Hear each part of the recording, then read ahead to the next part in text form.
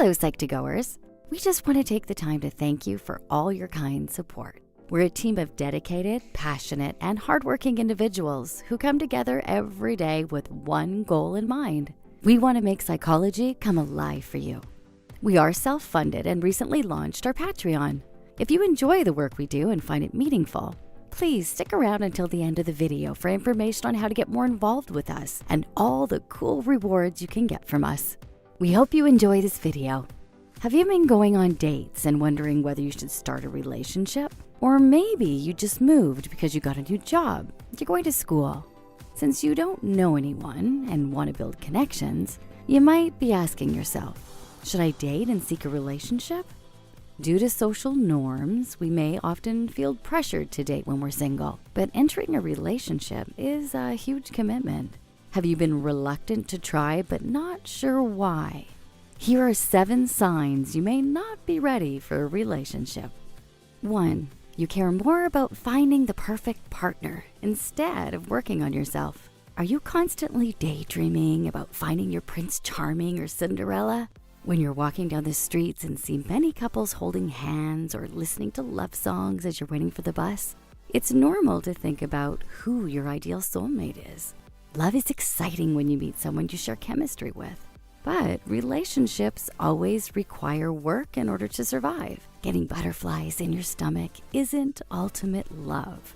Sometimes Prince Charming or Cinderella will let you down and it won't be perfect. Don't spend all your time and energy finding someone who meets every requirement on your list. Instead, work on being the best version of yourself. 2. You're still working on your goals and discovering who you are. Do you want to travel and see more of the world? Or join programs that help you turn your hobbies into potential careers? There's nothing wrong with doing you.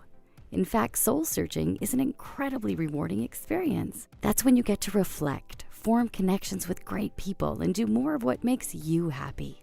3. You want someone to save you. It's not romantic to have someone save you from your problems or misery. If you're unhappy or want an easy way out of your problems, a relationship is not the answer. You can't expect someone to be your hero or stop the hurt from hurting. It's dangerous to use relationships to distract yourself from your problems. In fact, this can even attract toxic partners who feed off of codependent behavior. Live your life actively and don't wait for someone to show up. If you need help, that's normal and healthy.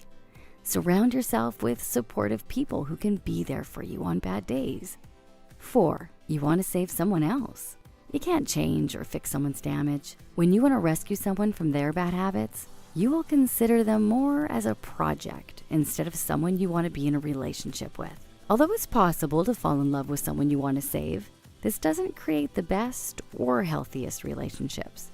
Trying to change someone who meets your expectations will only leave you with disappointment. Everyone has the capability to change, but through their own will and at their own pace. 5. You still frequently think and talk about your ex. You can't control when or who you meet. That's why life works in mysterious ways. Unfortunately, that's how timing can sometimes be off.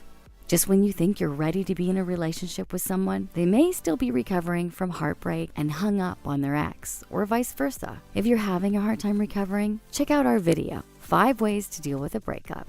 6. You have a hard time apologizing or admitting when you're wrong. There's one word that describes what every relationship needs: compromise. If you have a habit of thinking you're always right and would rather hold on to your ego instead of making things right, then you may want to hold off entering a relationship. Focus first on learning how to own up to your mistakes. Reflect as often as you can and become more self-aware about the decisions you make. Everything has a consequence. 7. You're emotionally closed off.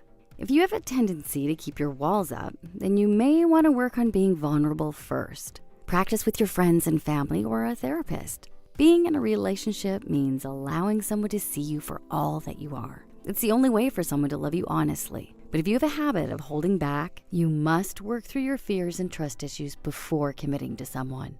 A healthy relationship is about 2 people being able to take risks and grow together. Do you feel uncertain about dating or beginning a relationship? Please share your thoughts with us below. Also,